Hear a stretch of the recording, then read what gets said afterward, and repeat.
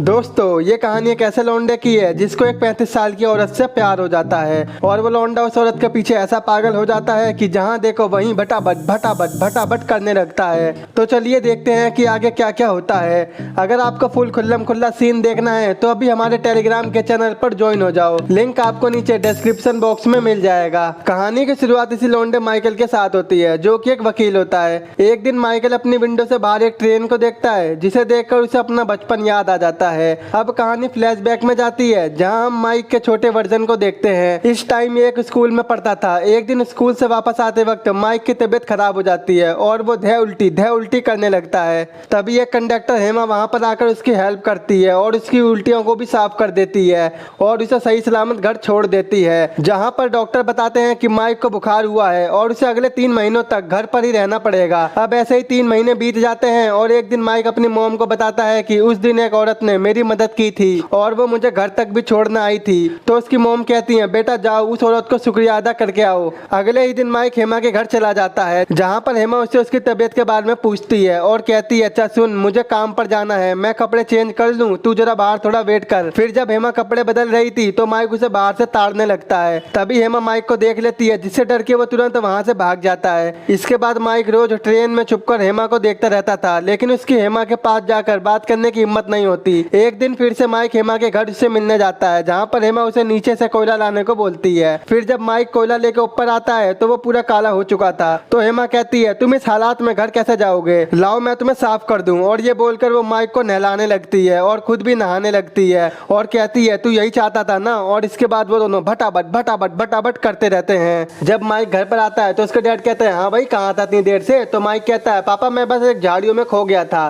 तो उसकी बहन बोलती है पापा ये झूठ बोल रही है, लेकिन माइक की मॉम उसका सपोर्ट करती है कि मेरा लौंडा ऐसा नहीं है। माइक बोलता है अब मैं कल से स्कूल जाऊंगा और अब मैं पूरी तरह ठीक हो चुका हूँ। लेकिन ये झोपड़ी का हर रोज स्कूल जाने की बजाय स्कूल गोली मार के हेमा की बंदूक में गोली लोड करता रहता है, यानी डेली भटाभट करता ही रहता है। और अब ऐसा ही चलता रहता है चाहे दिन हो या रात। एक रात हेमा माइक से बोलती है तुम मुझे ये बुक पढ़कर सुनाओ, जब ही मैं तुमसे भटाभट करूंगी। माइकल भी इसके लिए मान जाता है और वैसे ही करता है और वो दोनों काफी मजे करते हैं। एक दिन माइकल हेमा को अपने साथ डेट पर चलने को बोलता है जिस पर वो हाँ कर देती है। माइकल अपने स्कैम कलेक्शन में से कुछ स्कैम सेल आउट कर देता है ताकि वो उसे कुछ खिला सके। अगले दिन ये दोनों साइकिल से डेट पर जाते हैं और बहुत मजे लेते हैं। अब माइकल हेमा से जी तोड़ मोहब्बत करने लगा था और हेमा भी उसे लाइक करने लगी थी। फिर वो दोनों लंच करने के लिए एक रेस्टोरेंट में जाते हैं। वहाँ की मेन्यू बुक देखकर हेमा कुछ ऑर्डर नहीं देती है। वो बोलती है तुम जो ऑर्डर करोगे वो मैं खा लूंगी। खाना खाने के बाद जब माइक पैसे देने जाता है तो वहाँ की वेटर को लगता है हेमा माइक की माँ है, लेकिन ये झोपड़ी का हेमा के पास जाकर उसे किस कर देता है जिससे वेटर का भी दिमाग घूम जाता है। इसके बाद ये दोनों झील के पास जाते हैं। वहाँ पर माइक हेमा के लिए एक पोयम लिख रहा होता है। तो हेमा कहती है क्या लिख रहा है मुझे भी बता दे चिकने। तो माइक कहता है अभी ये पूरी नहीं हुई।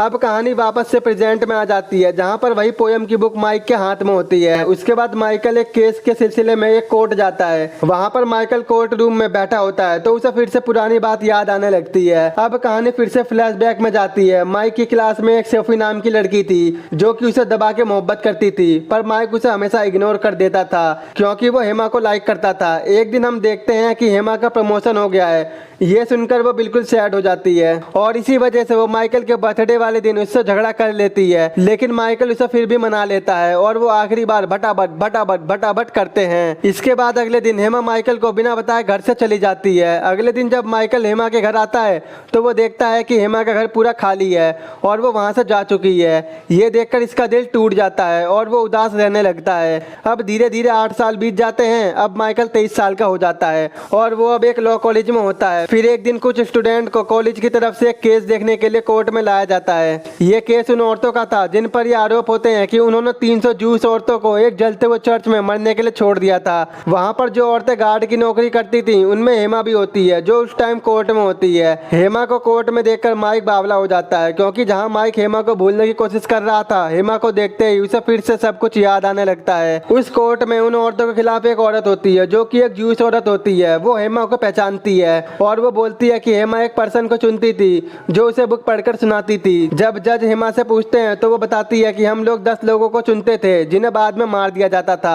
हेमा ये भी बताती है कि चर्च में 300 जूस औरतों का मरना कोई एक्सीडेंट नहीं था। उसे एक्सीडेंट बना के जो रिपोर्ट लिखी गई है उनमें की गई साइन मेरी नहीं है। लेकिन हेमा के साथ की बाकी औरतें उसके खिलाफ बोलती हैं। वो बोलती हैं कि उस दिन चर्च की इंचार्ज हेमा ही थी और जब चर्च में आग लगी थी तो उसने जानबूझकर गेट नहीं खोला और उसकी झूठी रिपोर्ट भी हेमा नहीं लिखी थी। इसके बाद जब हेमा को उसका साइन का सैंपल देने को कहा जाता है तो वो साइन के लिए मना कर देती है और वो अचानक से सारे गुनाह कबूल कर लेती है। ये देखकर माइक को पता लगता है कि हेमा अनपढ़ है और ये बात वो सबसे छुपाया करती थी, इसीलिए वो पहले खुद बुक नहीं पढ़ती थी और उस रेस्टोरेंट में भी वो खुद ऑर्डर नहीं दे पाई थी।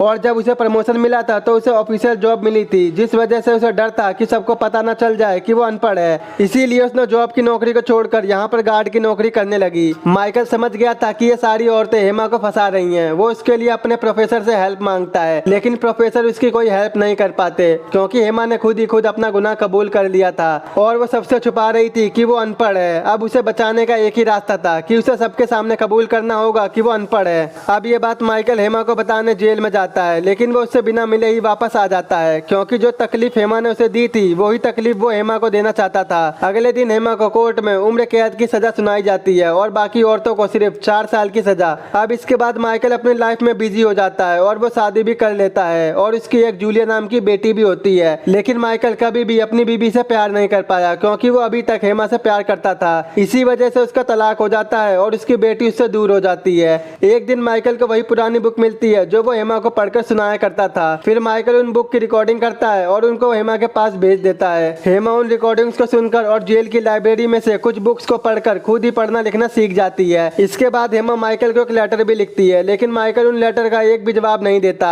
अब जेल में हेमा को 20 साल हो जाते हैं और आज उसे छोड़ा जा रहा था। हेमा के छूटने से पहले माइक एक हफ्ते पहले हेमा से मिलने जेल में आया था, जहां वो उससे सही से बात नहीं करता है। हेमा उसे बताती है कि मैंने गार्ड बनने के बाद जो भी गलतियां की है उसे उस गलती का बहुत पछतावा है। जिस दिन हेमा रिहा होने वाली थी उस दिन वहां पर जब माइक पहुंचता है तो वो देखता है कि उसने सुसाइड कर लिया है, जहां पर हेमा ने उसे एक लेटर लिखा था कि ये पैसे हेमा की लाइफ टाइम की कमाई है और वो ये चाहती है कि इन पैसों को उन जूस परिवार के लोगों को डोनेट कर दिया जाए जो उस दिन चर्च में जलकर मारे गए थे, और वो ये काम माइकल को करने को बोलती है। मूवी के लास्ट सीन में हम देखते हैं कि माइक अपनी बेटी जूलिया से मिलता है जो कि पेरिस से वापस आई थी। इसके बाद माइक जूलिया को हेमा की कब्र के पास ले जाता है और उसको अपनी लव स्टोरी सुनाने लगता है और यहीं पर इस मूवी का एंड हो जाता है।